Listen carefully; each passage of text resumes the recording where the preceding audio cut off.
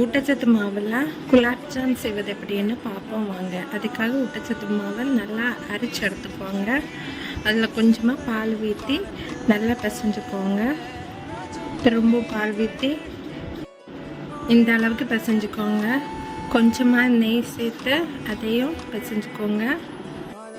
அப்புறம் சின்ன சின்ன உருண்டையாக பிடிச்சி வச்சுக்கோங்க. அப்புறம் ஒரு கடாயில் தேங்காய் எண்ணெய் சேர்த்து இட்டி வச்சுருந்த மாவையும் சேர்த்து நல்ல நிறம் மாறுறது வரைக்கும் கிளறிட்டுதுங்க. அப்புறம் மாற்றிடலாம். இன்னொரு கடாயில் கொஞ்சமாக தண்ணி, தேவையான அளவு சுகர் சேர்த்து நல்லா கிளறி விட்டுட்டுருங்க. சுகர் கரைஞ்சி வந்ததும் அந்த உருண்டைகளை ஆட் பண்ணிக்கலாம். இவ்வளோதாங்க, சுவையான குலாப்ஜாம் ரெடி ஆயிடுச்சு.